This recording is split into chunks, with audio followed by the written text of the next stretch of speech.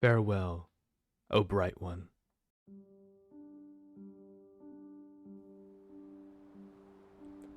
I looked down at my son, his condition worsening by the hour. I rubbed his hands as he laid his back against the earth's stiff ground. He had virtually no strength left to keep himself up anymore, and his body was cold to the touch.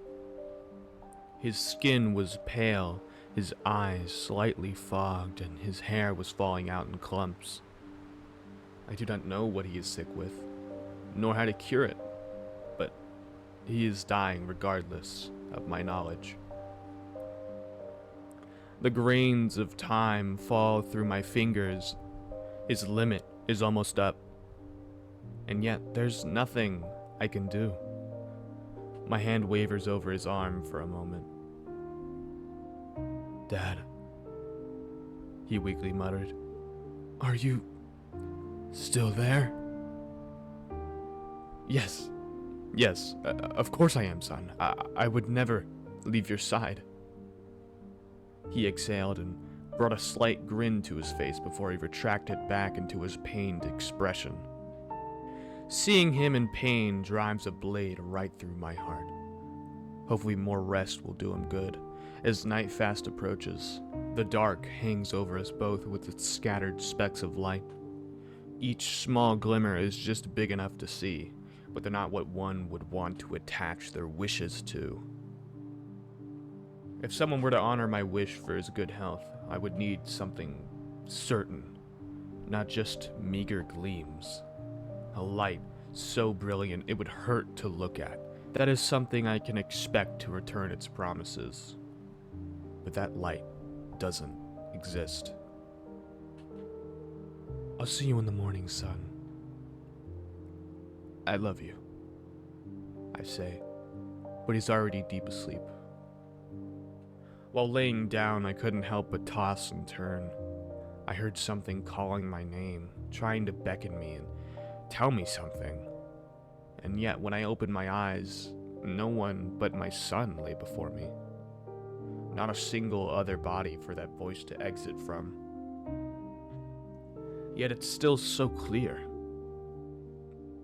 And it speaks so softly that I could almost lay my head on it, as if it were a pillow. It claimed it knew what I desired most. So, I looked around, trying to see where this voice could be coming from. I thought it could just be a dream, but then I saw it. In awe, I couldn't help but stare. The noise was emanating from a glistening pillar of light in the night. It reached up from the ground into the stars. The sheer length rivaled that of any mountain ever formed. Something so immense that it felt blasphemous to think of it as anything other than almighty.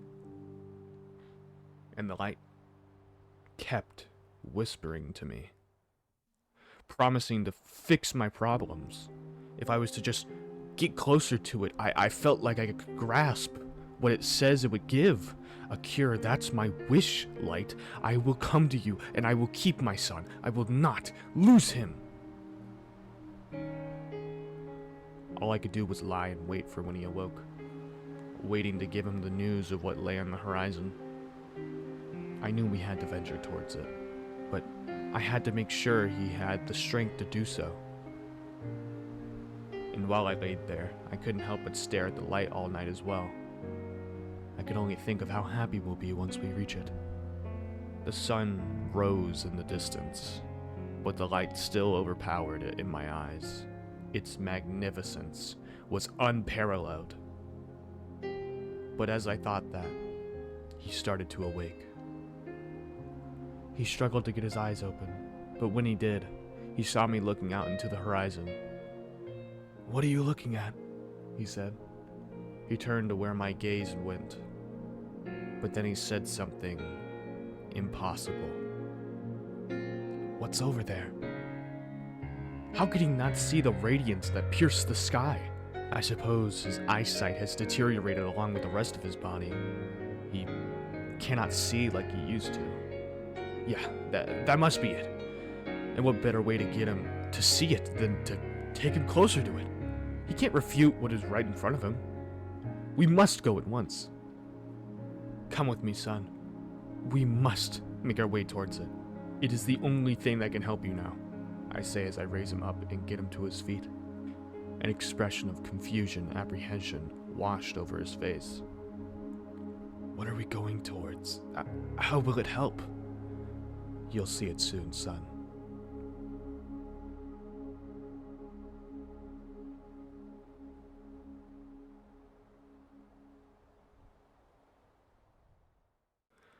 I don't know what Father sees, but he grows obsessed with it.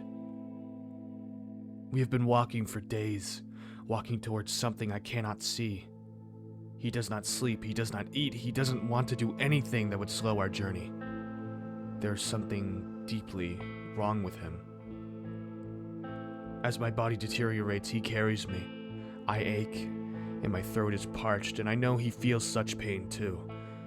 And yet, he keeps walking with me in his arms, muttering incomprehensible phrases under his uneasy breaths.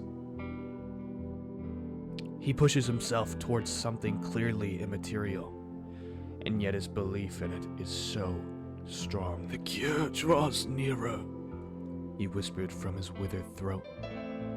Ever since we've begun this journey of his, he's talked of this cure. I do not know where he has gotten such an idea, but much like the light, he believes in it wholeheartedly.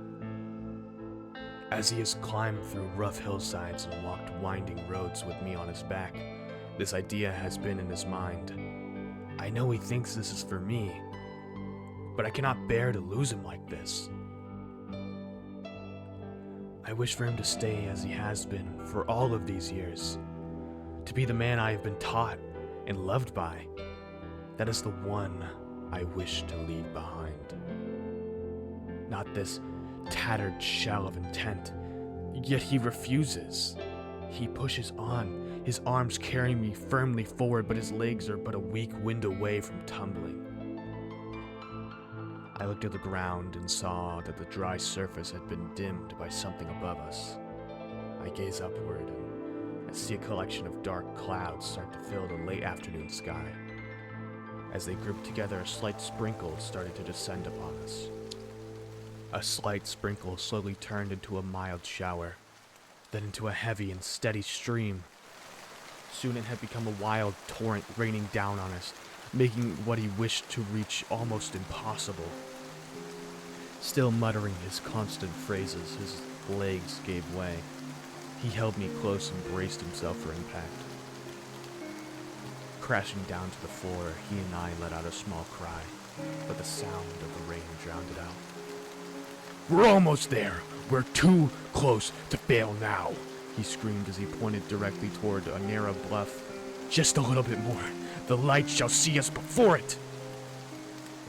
My legs had gone, so I laid there beside him. I soaked all the rain into my skin as I did, much like a daisy being drowned. But he knew too well of my condition, and he thought too highly of what we were here for, so he put me on his back and tried to regain his footing. Putting all ounces of strength he had left into his final push, he prepared himself for just a moment, and then ran straight towards the bluff.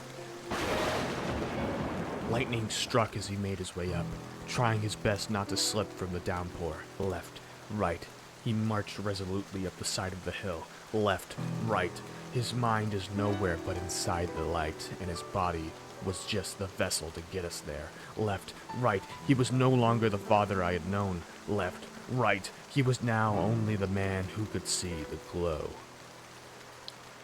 It didn't take him long to make his way over the slick bluff, but he collapsed again as soon as he had.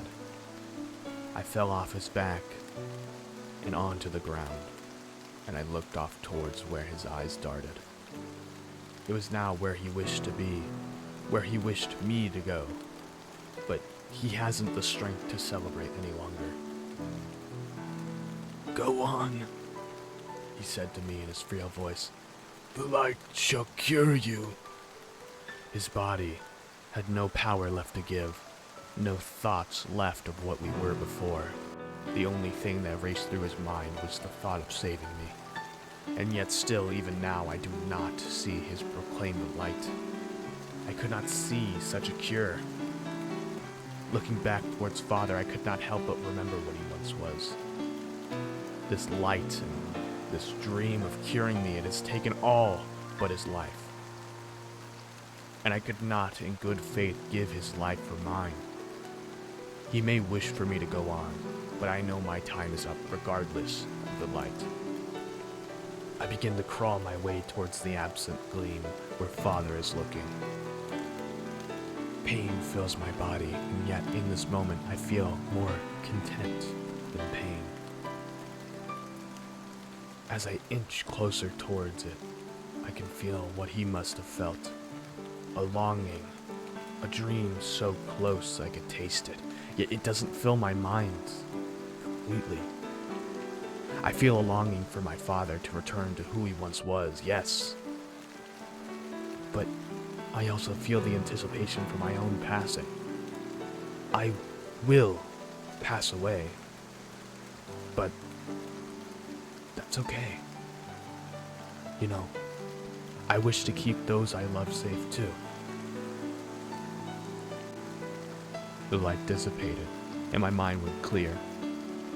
I looked onward at my boy laying there on the ground. His condition was worsening by the second.